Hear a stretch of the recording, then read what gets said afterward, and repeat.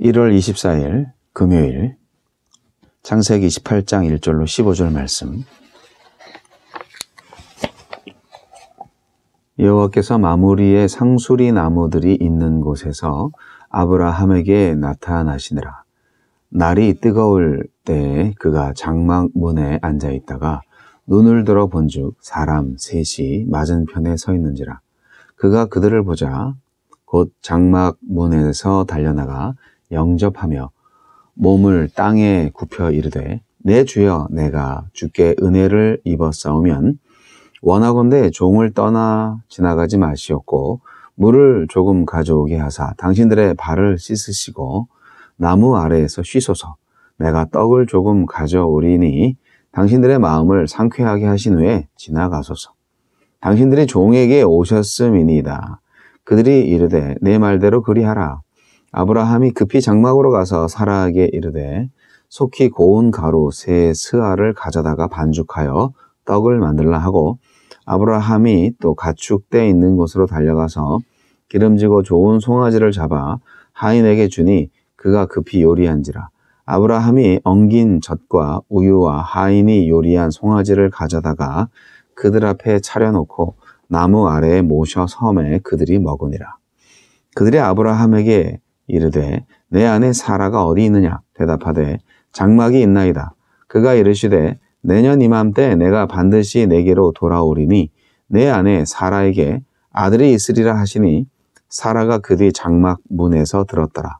아브라함과 사라는 나이가 많아 늙었고 사라에게는 여성의 생리가 끊어졌는지라. 사라가 속으로 웃고 이르되 내가 노쇠하였고 내 주인도 늙었으니 내게 무슨 즐거움이 있으리요? 여호와께서 아브라함에게 이르시되 사라가 왜 웃으며 이르기를 내가 늙었거늘 어떻게 아들을 낳으리요 하느냐? 여호와께 능하지 못한 일이 있겠느냐? 기한이 이를 때에 내가 내게로 돌아오리니 사라에게 아들이 있으리라. 사라가 두려워서 부인하여 이르되 내가 웃지 아니하였나이다. 이르시되 아니라 네가 웃었느니라.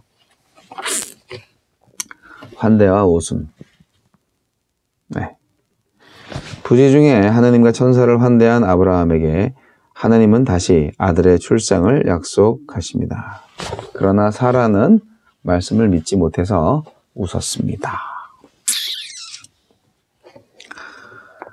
아브라함은 100세의 나이인데도 불구하고요. 장막 문에서 뛰어나가서 지나가는 여행객을 초대합니다.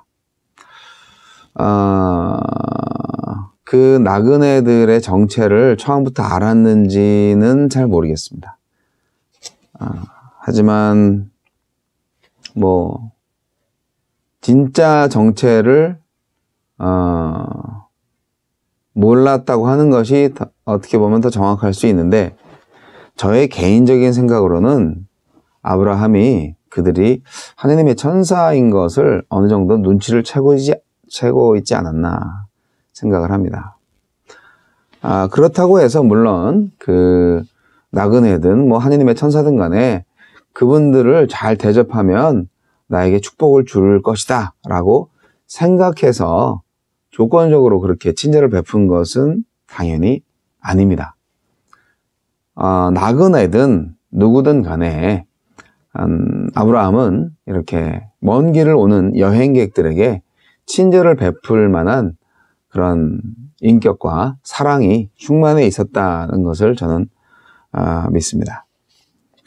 귀한 손님을 초대한 듯이 정말 몸과 마음을 다 기운 차릴 수 있도록 그 여행객들한테 쉴 터와 물과 음식을 제공을 하는 아브라함.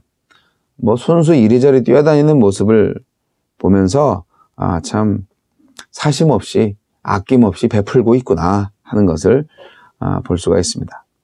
이렇게 아브라함은 자기가 알든지 모르든지 하나님의 천사들, 사실은 하나님을 접대한 것이죠. 어떻게 보면 객과 주인이 바뀐 것 같아요. 자기를 아주 하대하면서 겸손하게 나그네를 영접하는 아브라함을 볼 때 우리도 섬김이 이래야 되지 않을까 생각을 합니다.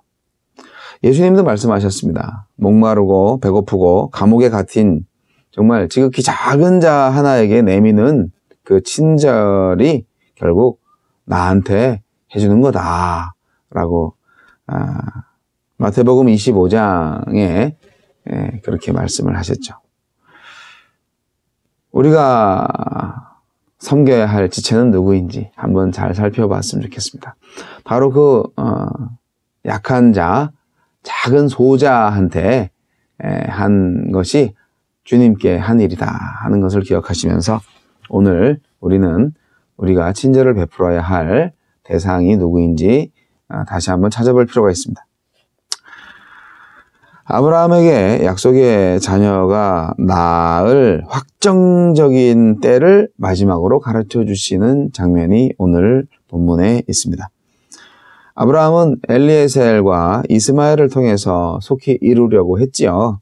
하지만 하나님은 한 걸음씩 가르쳐 주시면서 지금까지 25년을 기다리게 하셨습니다. 하나님은 사실 아들의 탄생 그 약속의 성취보다 더 중요한 게 있었어요. 그것은 바로 아브라함과 사라가 믿음의 사람으로 온전하게 되는 것이었습니다. 믿음은요, 빨리 달리는 것도 아니고요, 뒷걸음치는 것도 아니에요.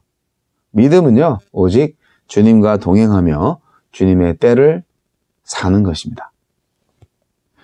믿음의 온전함에는 끝이 없습니다. 사라가 믿지 않고 웃었어요. 하나님은 가장인 아브라함한테 꾸짖음을 주십니다. 사라가 아내가 웃었는데 왜 남편이 야단을 맞지? 네, 아내의 불신을 확신으로 바꿀 만큼 아브라함에게도 여호와의 능력에 대한 확고한 믿음이 없었기 때문인 거죠. 그거를 간파하고 있었던 것입니다. 남편이 확실히 믿고 있으면 아내도 믿는 거잖아요. 아내가 확실히 믿고 있으면 남편도 믿고 있는 거잖아요. 그렇지 않나요? 네. 진짜 부부라면 그렇지 않나요? 자, 자식이 없을 때는 시기하고 불평하던 사라가 이제 자식이 생긴다는 말을 듣고 어떻게 해요? 불신의 미소로 화답합니다. 그리고 너 웃었지? 그때는 아니요, 저 안 웃었어요. 거짓말까지 하네요. 참 아직도 멀었어. 아비 집을 떠나고 땅을 양보하고 할례를 행할 만큼 믿음이 생겼잖아요. 이 아브라함이. 근데 사실 아내는 뭐 자기도 마찬가지지만 이제 꼬꼬 할머니가 됐고 경수가 끊어진 지 오래되었다는 거죠. 그러니까 뭐 갱년기 다 지나고 이제 그야말로 오랜 불임의 시대를 맞이가 하고 있는데 하나님께서 이제 아들을 낳을 것이라고 하니까 사실 황당하죠. 네, 그래서 불신이 오히려 자연스러운 것인데 그러나 믿음이 뭡니까? 믿음은 약속 실행 가능성에 기대는 게 아니고요. 전적으로 하나님의 말씀, 그러니까 약속하신 이의 성품과 인격이 얼마나 믿을만 하는가.